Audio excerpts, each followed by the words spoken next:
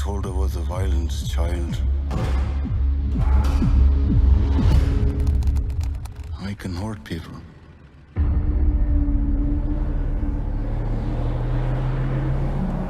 Most people know to stay on the right side of the Devers family. I'm what you meet if you ever find yourself on the wrong side. People say they're trouble, the Devers. I didn't get the joke, lads. But I say all families have their problems. I don't want him to be around you. Because of the things that you do. Wise up, Arm. Wise up. Yeah, wise up. You were never like this before, you know that? Before them Devers got their hands in you. We heard about this fella. But we think it's time to finish the job. So the next film we're going to be reviewing is Calm with Horses. Is that correct? Calm with Horses, Nick Rowland. Who wants to tell us a little bit about that? Marc? Sure, I'll jump in. So this is a film which follows a man whose nickname is Arm. His real name is Douglas, and he's played by an actor called Cosmo Jarvis. Set in a small town in Ireland, and he is sort of like the strong man for a notorious family called the Devers, and he's sort of kept on a short leash by the one of the up and coming members, whose name is Dennehy, who's played by Keoghan. He's trying to find some money because his the mother of his child is trying to move their child.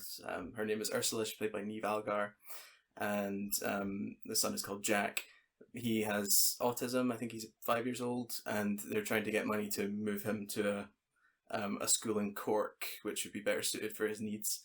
The way that Arm is treated by the people around him is a mixture of like intellectual and emotional belittlement, and he's kept under control essentially by them until there's an incident within the family that needs to be sorted, and the head honcho asks that Arm essentially carry out a hit as quietly as possible. This may or may not go to plan, and what follows is then a story of retribution. So I'm the other person who's seen this film here. I really like this. It's another one where I'm not convinced the story is necessarily, original or groundbreaking. I think you've seen this this type of tale quite a lot before. In particular, even with a character who, as Arm is the central character, a boxer or a former boxer. There's plenty cinematic parallels that you can come up with there. But I have to say, I think for what I believe is a first feature film, actually, in the case of Nick Rowland, it's really quite accomplished. I was really taken with the look of this film and a lot of the shot choices that he makes. In particular, right at the start of the film, we open on an act of violence from Arm, which, as Marc mentioned, sets the whole plot in motion. And just the way in which that is framed compared to when Arm is having more introspective moments, there's a very intelligent use, in my opinion, of close-up and medium shots versus wide-angle shots when Arm is going about his business for the Dever. Is it Devers or Dever family? Devers, I think. Okay, so it's the Deverses, not the plurals of tricky surnames. I think the central acting performances are really good. Cosmo Jarvis, I think, is excellent as Arm in that central role, and I think it largely depends on him. But I really do think it's some accomplished direction here, and then something that I said recently just after seeing it was, I don't really know what I was expecting going into this film, but there are a lot of intelligent choices, and well-executed ones as well. In particular, there's a car chase scene, which, in all honesty, is the best car chase I've seen in ages. It stands to reason, because apparently I found out that Nick Rowland apparently used to be a professional rally driver, so it makes a lot more sense after finding that out. But overall, I'm really very impressed with it. I think it looks excellent. I think it's well constructed. As I say, I don't think it's a revolutionary story by any means, but it's one of these things where I just think it's good storytelling. I think it's well a well-executed film. You are going to need to give yourself a couple of minutes to get into the Irish accents in this film, though, because my God, are they thick. There are some absolutely incredible Irish accents going on in this film. I think once you've adjusted to that, then, as far as I'm concerned, you're all set. I agree that the performances are great, and it's as a study of the actors, especially the young actors, although I think there are a couple of quite hammy higher-up performances. The uncle Paddy, the head of the Devers is. Oh my God, that's a task to get through. But the younger performances are all, I think, very accomplished. Cosmo Jarvis has a bit of Brando to him, and the way that he's like constantly trying to emote but struggling. He has this fantastic, when he's being told off or being told to do something, he has this fantastic scrunched up face that he does, where you can tell that there's intense concentration going on. He's also got that impressive, like his neck is as thick as the back of his head as well. That's he true. really sells the boxer look with that as well, I think. It's true. It's the way the film frames his physique too, because he's so shy and quiet, but when he's needed, so decisive in action. That is a good contrast with the Barry Keoghan performance, which is more jumpy, more in your face, more confrontational.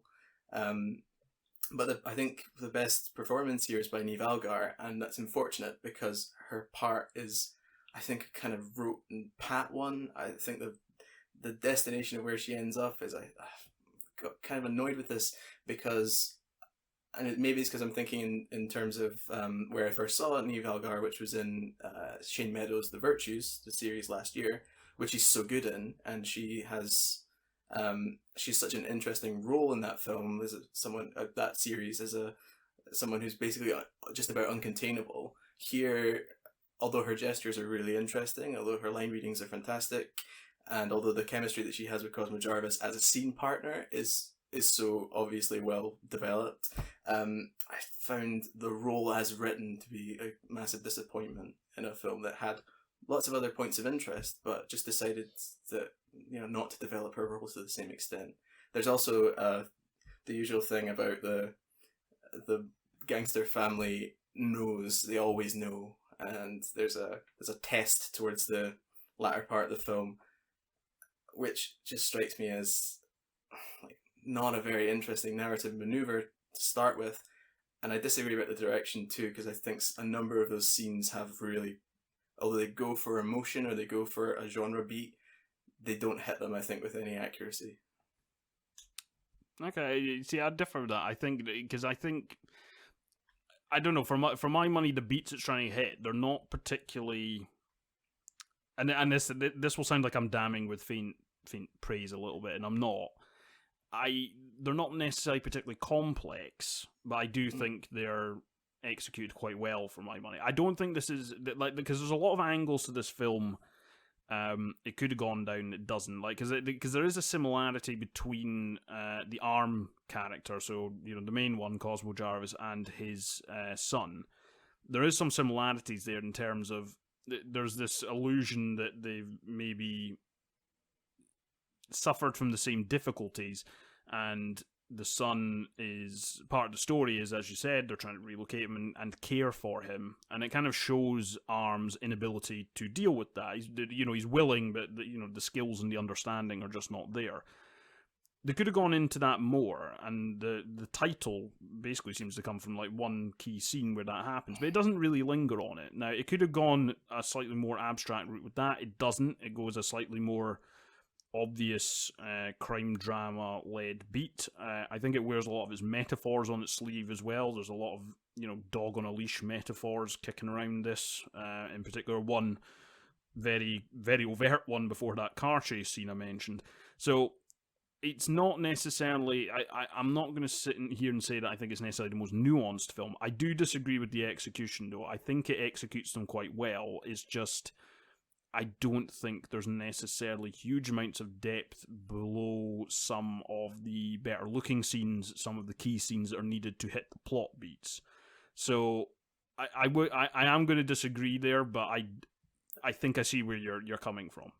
There's that scene you just mentioned, which obviously where the title comes from, about the horse trainer and Jackie's son is on horseback being led around by Ursula's new boyfriend, new partner, prospective partner.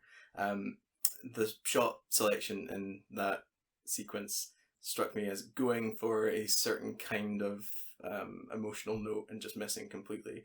Because there are a number of films, I'm thinking of Chloe Zhao's The Rider and Valeska Griesbach's The Western, which use the metaphor of a horse for this interrogation of masculinity. This gestures at the same and misses, I think. You see, because I think something that I'll draw an analogy with, which seems like maybe an odd one to draw an analogy with, is a film that came out, I think it was maybe a couple of years ago now, it was actually quite a long time ago. It did very well at the Edinburgh Film Festival. It was a film called Caliber, right? Now, I don't know if either of you have seen it or what you thought of that film. In some ways, it feels similar to that to me. Now, that film had a lot of aspects that I thought were well executed. I thought it looked excellent at points. There are beats in there which are trying to hit emotional ones or plot ones where I don't think they're complex. I don't think they're necessarily, if you wanted to sound unnecessarily harsh, you'd say they're not necessarily that interesting, but I do think they're well executed. In some ways, it reminded me of that. In terms of whether it hits the plot beats for you or the emotional beats, probably more importantly.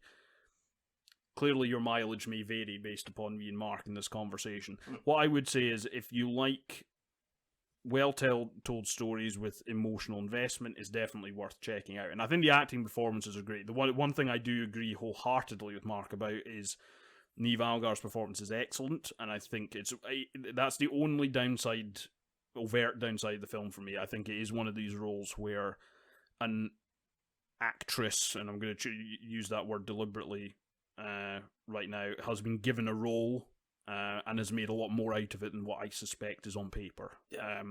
She's brought a lot more depth to that and a lot more empathy to that role than I think there is. Now, in terms of the way the story goes, I think it maybe calls for that sort of role, but that doesn't necessarily mean that there couldn't have been more depth there. Fortunately, in the case of this film, Niamh Algar manages to bring it.